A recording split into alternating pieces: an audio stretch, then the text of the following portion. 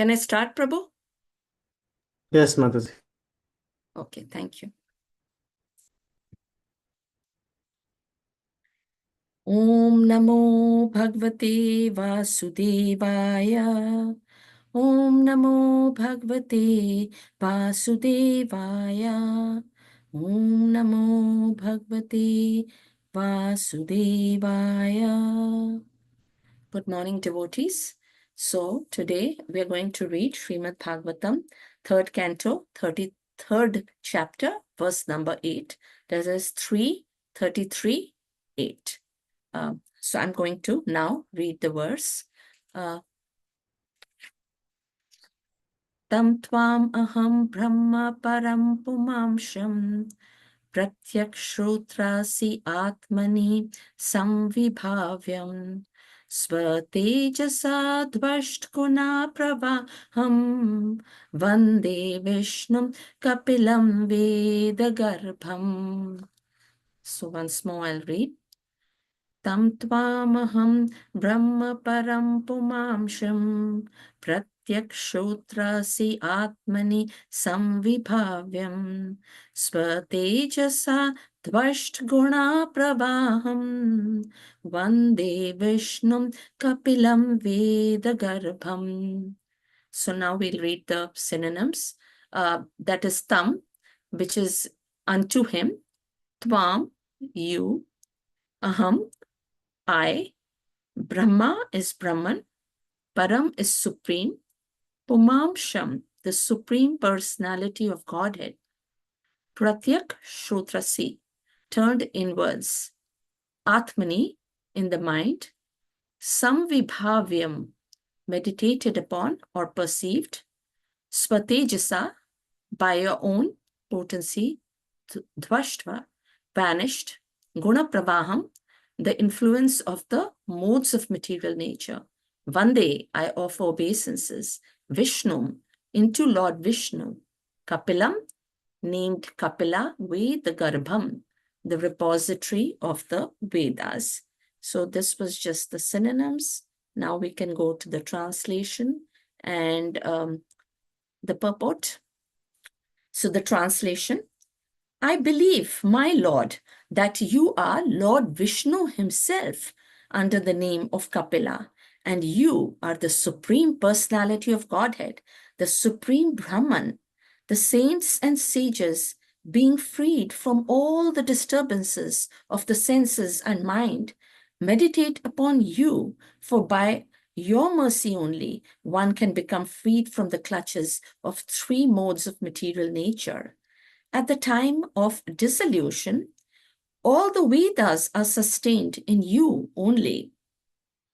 The purport is, Devahuti, the mother of Kapila, instead of prolonging her prayers, summarized that Lord Kapila was none other than Vishnu, and that since she was a woman, it was not possible for her to worship him properly simply by prayer. It was her intention that the Lord be satisfied. The word pratyak is significant. In yogic practice, the 8 divisions are yama, niyama, asana, pranayam, pratyahar, dharana, dhyana, and samadhi. Pratyahara means to wind up the activities of the senses. The level of realization of the Supreme Lord, evidenced by Devahuti, is possible when one is able to withdraw the senses from material activities. When one is engaged in devotional service, there is no scope for his senses to be engaged otherwise. In such full Krishna consciousness, one can understand the Supreme Lord as he is.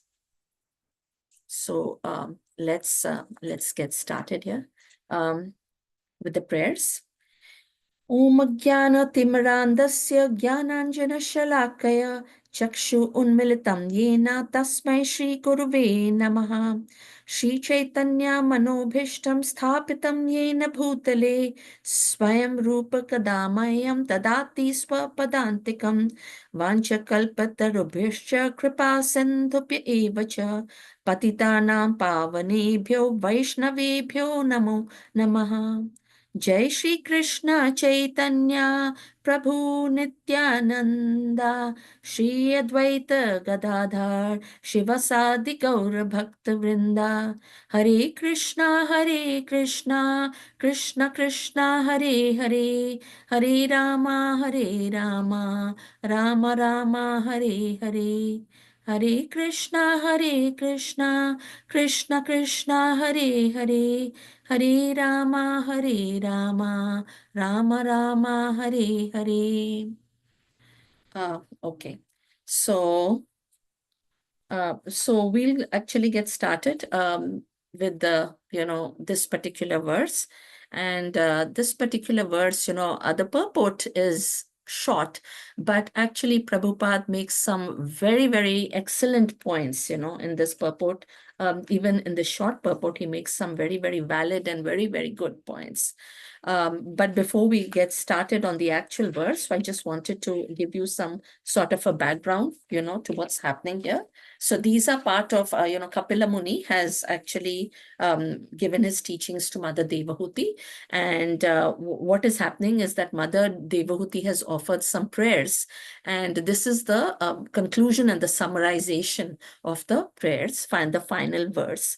And as we know that Mother Devahuti, she is the wife of Kardam Muni. And, Kardam Muni was, of course, he's very significant in Srimad Bhagavatam and being a Prajapati and a son of Brahma. And we know that he was tasked with populating the universe, actually. But he chooses a path of deep devotion also. And he performed severe penances for 10,000 years to please Vishnu, who actually appeared and promised him a good wife, that is Devahuti, who is now offering prayers. And she's the daughter of Manu. And then they ended up having, about 9 daughters and a son who was Lord Kapila, who was the Lord Vishnu himself. And then this particular verse, of course, is that Mother Devahuti, after getting, Kapila Muni, though he's a son, he then becomes an instructor and he instructs her, on several, on devotional service and, Sankhya Yoga and so on. So, she offers prayers, and there are 8 verses in which she offers prayers, to the Lord, to Lord Kapila. And, she says in verses 2 to 4, and then she says different things. She says, okay, you are the source of all these unlimited universe, and you have such diverse energies, through you only creation is taking place and destruction as well as maintenance. And that she talks about the purpose of his appearance, and then and certain other things. And then she goes on, for 2 verses, really talking about the holy name, emphasizing the holy name, how the holy name, it qualifies even very low-born people who are very low-born, and that the chanter is always very, very glorious, she says, because the holy name is so powerful. And this is the final verse, of course, with a kind of, we can look at it like as a summarization also. And she is offering her obeisances here. And if you look at the particular, if you look at the translation of this verse, she says, so she first she glorifies the Lord as a few different things in this particular verse. She says, I believe, my Lord, that you are Vishnu himself under the name of Kapila. So she says that, she realizes, and she says that she has realized that her son Kapila is Lord Vishnu himself. That is her realization. And then she says, the second thing she says, you're the supreme personality of Godhead, means there's no one more supreme than you. And then you are the supreme Brahman. That is another thing that she says. And then she says that you are the object of meditation, of pure meditation, of the saints and the sages. They meditate on you. And like it's said in this translation, that the saints and sages, being freed from the disturbances of senses and mind, they meditate upon you.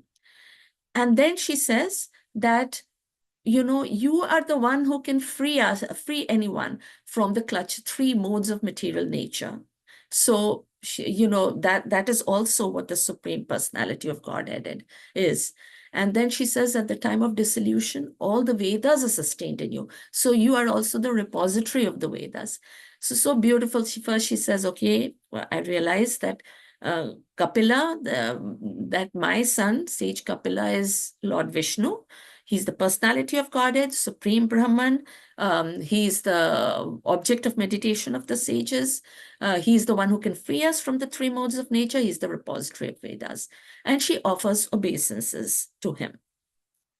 And in the purport, actually, Srila Prabhupada has really, narrowed down on some very important things which even in our life, we can apply, and which is so very applicable in Bhakti Yoga itself.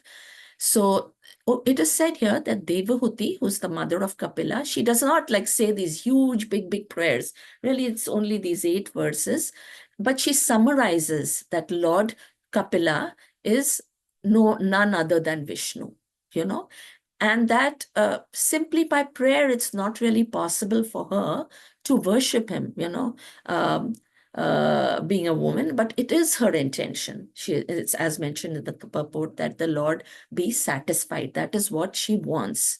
And of course, Srila Prabhupada has said over here in this purport that the word pratyak is very, very significant because, it's like turning. Pratyak shotrasi means actually turning inwards. That's what Srila Prabhupada is emphasizing in this verse, and which I was saying is also very much practically we can also learn how to turn inward. And then he does talk about in yogic practice, that is the Ashtanga yoga, there are 8 limbs like yama, niyama, asana, pranayama, pratyahara, dharana, dhyana, and samadhi. He's talking about these 8 limbs in which one can control their senses and so on. And I'm not really an expert on in Ashtanga yoga, but I mean, I can perhaps just give you some idea of what this is. So these are the 8 limbs of Ashtanga yoga, and actually it was outlined by Patanjali. And these are like progressive paths to spiritual growth. And the first one is yama. Yama is actually ethically restraining yourself. When you're dealing with the outside world, like you're practicing satya, you're practicing brahmacharya, ahimsa, and other things. And then niyama is observances, means you're disciplined for inner life, like you're having contentment, self-discipline, self-study, and all those kind of things.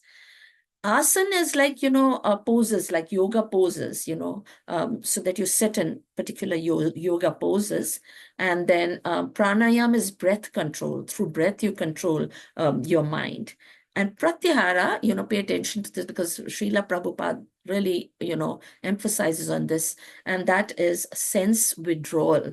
That is, you're turning inward and away from external distractions. And then dharana is concentration. And then, when you have sustained concentration, that becomes meditation, resulting finally in samadhi, which is, of course, you realize the higher consciousness and you become very blissful. And so you have all these stages in Ashtanga Yoga. But Srila Prabhupada at many times has said that this Ashtanga Yoga process is actually very, very tedious, arduous. It's not really very practical for us in this day and age. But Srila Prabhupada, zones down on pratyahar, means how do we wind up the activities of our senses in the purport. And also he says that, Devahuti like, for instance, I'm thinking, did Devahuti even do Ashtanga yoga, right? But she would perhaps not, but she was able to withdraw her senses from material objects, like Srila Prabhupada mentions. And that's why she got this level of realization. Of course, she prayed, but she's also able to withdraw her senses. And so, and this can happen in devotional service, because you are concentrating your senses on Krishna. So, and then you're able to understand the Supreme Lord as it is. So you need not go through tedious processes and, all that. So I'm going to give you like two analogies to understand this better. So, when there's horse racing, like for horse racing, you have these racing horses, right? And in the race horses, what they do is they put blinders so that the horse is not able to see the side, or not getting distracted by, okay, what is the other side doing or whatever. So those blinders only make the horse concentrate just on that run lane where the race is happening. So even in devotional service, if we are able to get out of these, the process of devotional service is really designed in such a way so that you are concentrating on the Lord, and you kind of like having to put blinders on everything else is going on, that's external noise and chatter. Of course, we are all at different levels and we are still trying, but that's what it's aimed at, to focus totally on Krishna. And another analogy I can give you is like about mountain climbing. Like when mountain climbing happens, people are climbing the mountain, they start off with this whole pack, like food and all kind of gears and everything. But the thing is, when they reach the top, they've shed off most of the gear, because now it's getting steeper and steeper. And so they have only very small, kind of called a summit pack at the top. So they're just getting rid of this baggage. So similarly in devotional service, by sense control and by winding down the activities of the senses, we are expected to like give up all this useless things that are there, and then only concentrate on controlling our senses in the service of the Lord. So that is what, like, the sense control which we are talking about, and that how Devahuti is also withdrawing her senses from the material activities, and thus she's realizing the Lord. So now we see that even in, actually, there are so many beautiful verses which talk about this, like Bhagavad Gita, 2.58. It talks about being like a tortoise, actually, and he says in Bhagavad Gita that one who's able to withdraw his senses from sense objects, as the tortoise draws its limbs within the shell is firmly fixed in perfect consciousness. So the tortoise, as we know, they can withdraw their senses and then exhibit them later. So what we need to do is we need to withdraw our senses, and only keeping the senses in the, you keep the senses within and only keep the senses in the service of the Lord. So Srila Prabhupada, actually, he was so intelligent, because he advised us so well. And what happened is that, he like, for example, there's a story of like Srila Prabhupada with sense control. So sometimes what happens is that, if you control senses too much, it becomes like a kind of like a suppression. And too much suppression is also not good, because, whatever you suppress, whatever desires you suppress become the cause of another life, in a way. But the thing is, you can, instead of just suppressing, Srila Prabhupada, what he suggested, do not like just suppress, but redirect. which is such a nice thing. And, I'll explain that because it's a very useful technique, actually. For instance, Srila Prabhupada had so many meat eaters as his disciples. But, what did he do them? That this story is known as the sweet balls story. So what he did, that he directed them towards, okay, you cook and you eat Krishna prasadam. And the Krishna prasadam is so much tastier, And so gradually those disciples left the meat eating. And then, of course, from my life also, actually, I found this particular thing. But this happened actually even without me trying or without me even realizing. So I was always like a voracious reader. And, when I was young, in my birthday parties, my friends used to bring books and so on as gifts. And then, of course, in school and university, I'm reading mostly the college, and literature or whatever this study material was. And then when I came to this country, I was so delighted because, the libraries are so good and, you can get so many books. And I was reading all kinds of books. And then when I came across Srila Prabhupada's literature and, spiritual literature, I just didn't even feel like reading anything else, And before I realized it, like my house is now full of, just Srila Prabhupada's literature and spiritual literature. And so this thing happened I still would read, I will probably read some articles here and there and some short stories here and then but that's about it, for most. My attention is now concentrated on Srila Prabhupada mainly and some spiritual literature. So, and this thing happened without even me realizing it. I was just thinking about the graduate. So that's what, and of course, I still have a long way to go, but this is what bhakti does to you. You just get off the, you just cut off everything else and, you just go on like focusing your attention, trying to focus more on like Krishna bhakti in this case. So that is just one example. And another example that we have is that of Haridas Thakur. And we know, and others have also mentioned about Haridas Thakur. And he is the perfect example of this fulfilling this yogic principle of pratyahar, which Srila Prabhupada is actually so much focusing on in this work. Because rather than external distraction, what he's doing, he focused on the holy name, and he became so focused. He redirected his senses actually, that even he was beaten in the marketplace.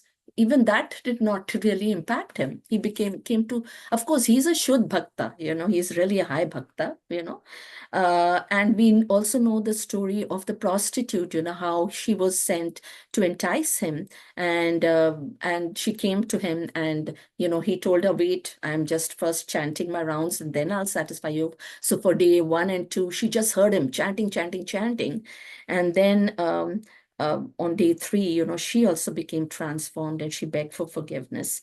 And of course, Haridas Thakur told her that I already knew your plot and the plot, and I just wanted to deliver you, and so go home, give up your wealth, shave your head, live here in this cottage. And Haridas Thakur himself was moving on and chant so many, thousands of names, 100,000s of names of Krishna daily.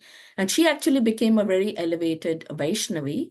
And I think her name was Lakshahira, I think. So basically, not only was he able to direct his senses and do sense control, but also he was able to influence someone who was involved was at a very low level in bhakti, and she became like a very very good Vaishnavi, when people came to, and so on.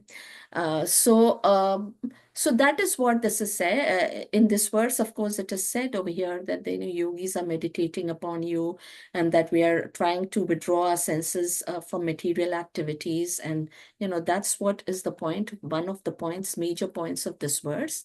And the other point is, of course, the obeisances part, which we'll come to. But just concluding on this particular part, that is how to free oneself from the disturbances of senses and mind, I'll just conclude kind of with the story, which you may or may not have heard. It's about the two frogs who fall down in a pot of milk. And this is a fresh pot of milk, which has just been the milk of the cow. And one of them, after going up and down, jumping up and down for some time, he gives up. He becomes hopeless. He says it's just hopeless. Everything is hopeless, and he dies. And the other one, he kicked and he kicked. Srila Prabhupada actually narrated the story. He kicked and he kicked and he kicked and he kicked. And then what happens is that this milk, it got transformed into butter, and the frog could, be on top of the hard butter, and then, he could jump off. So we should also be very determined in our effort, to serve Krishna.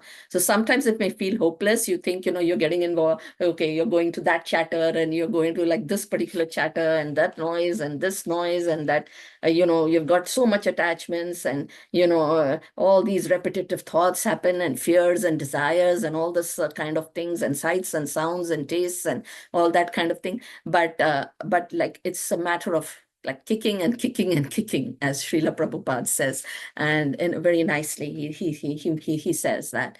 So I'm just going to now summarize. In this particular verse, again, Devahuti is summarizing that she has realized that Lord Vishnu is that her son Kapila is Lord Vishnu himself. And then she says that, okay, you're the Supreme Personality of Godhead, you're the Supreme Brahman.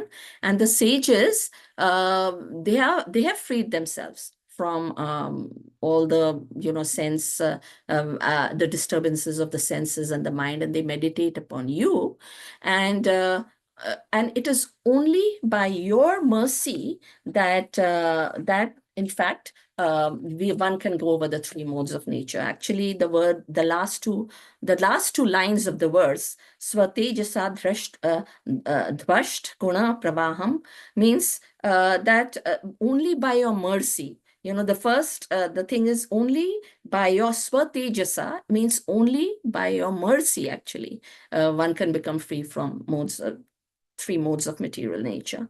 And then she says, Vande. Vande means I offer my obeisances.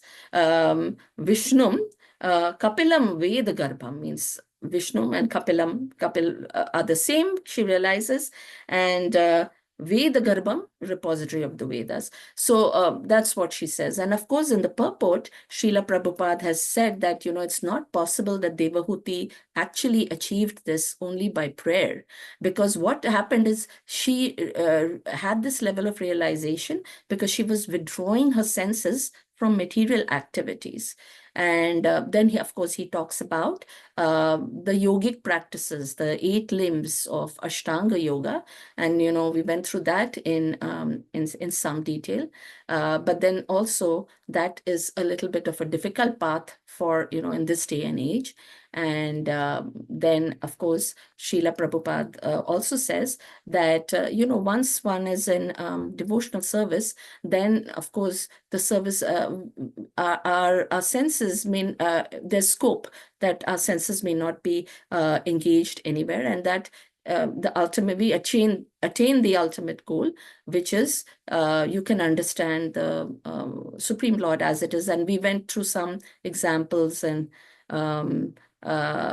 some ways in which we can try to do this. So that's all I had for now. Does anyone have any comments or corrections or additions? Please share them. Hare Krishna, Mataji, wonderful class. Dandavat pranams. So good to hear from you. It's a long time. And you gave a full-fledged class. That's what I'm thinking. So many instructions that you gave, and about this Ashtanga Yoga, and mainly how to withdraw the senses.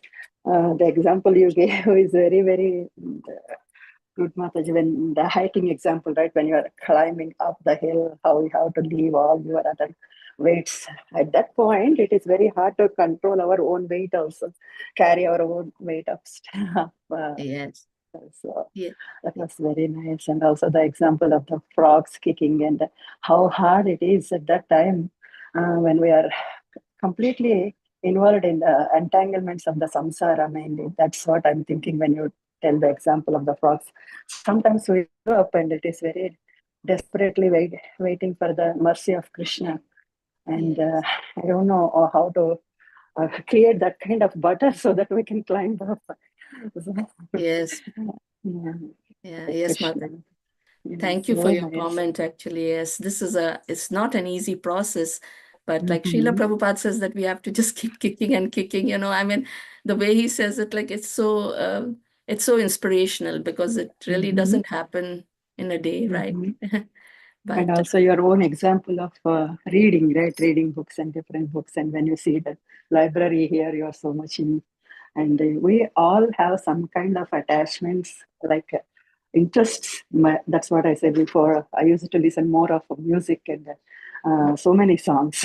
So yes, I stopped listening all those movie songs and creating the albums and all those things and only listening to these stories now, Bhagavatam and yeah, yeah, yeah, beautiful. yeah. Yeah, thank you for So sharing.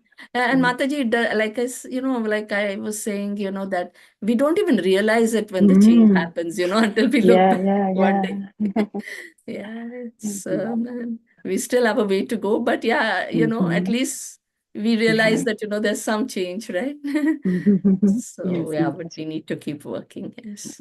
We have to Thank you. keep working mainly about the chatter thing that you said. Sometimes we get involved mainly on the weekends. It happens. Weekdays are so good for me, but the weekends when we go outside, we have to uh, do some other stuff. So the chatter thing we have to avoid from our life completely. It is so Yes, hard. So I'm working on that, Mataji. Hare yes. Krishna. I mean, Maya is so powerful, that Yeah. it's like, it's Mm-hmm. easy to get distracted, right? Yeah. So This New Year, I made that resolution coming out of so many groups and deleting WhatsApp trash and everything. yeah, exactly. That's what I'm trying to do myself. Yeah, It's, yeah. it's good to hear that you're doing the same. Not Yeah, involving with too many outsides, yeah, restricting myself and valuing our own time. So, yes, that's true, Mataji. Hare Krishna. Hare Krishna. Thank you for your wonderful comment. Anyone else? Hare Krishna. As always, I love your analogies, Mataji. They just drive home the point. Uh, I just wanted to, this is a self-reflection. I think, in spring we all declutter our homes. So similarly, I think at regular intervals we have to look at our own life and see what habits have we taken on, you know, that we can declutter. Mm-hmm. That is hindering our bhakti process. Mm-hmm. So we were reading, my husband and I restarted Nectar of Devotion. And, we had read this years ago. At that point in time, I'm not sure how it was, but recently when we were reading, uh, the 64 items that there are, the first 10 are essential and they're all the do's. Yes. The next 10 are all don'ts. Mm-hmm. Don't preach to a faithless person. Mm-hmm. Don't read Srimad Bhagavatam for gaining this. Don't, Mm-hmm. there's so many don'ts. And so I was thinking when you were And so when we read it, I was thinking he is actually laying out such a protective process. If we can appreciate what Rupa Goswami has given for us, one may think it is repression, but Mm-hmm. actually not. It is protection. Mm-hmm. And so, and when you spoke for me, it drove home that point. That is important. Because in our nascent stages of bhakti, Mm-hmm. we start with the do's for sure. We Mm-hmm. start with prasadam and chanting and all of that, Yes, but yes, yes. at some point in time, we also have to reflect what are the things that are harmful Mm-hmm. and let go of them. And they are quite vicious because we've held on to them for some time. And so, but at least, again, I'm speaking all of this just for my own application, but this was yeah, thank you. Yes, yes, nice realization, and thank you for sharing. Yeah, I think you need to, reflect on it time to time. Like, like you said, the do's we probably do, but the don'ts are right. We have to think about, right? So we have to reflect, yeah, and declutter. Yeah, the very nice point, Mataji. Yeah, even I'm trying to do that actually. But it's a hard process, right? But takes time. But yeah, it's good to get, reflect on it. Thanks, Mataji. Anyone else? Okay, if not, we can you conclude now. Granth Raj Srimad Bhagavatam ki jai, Srila Prabhupada ki jai, Hare Krishna.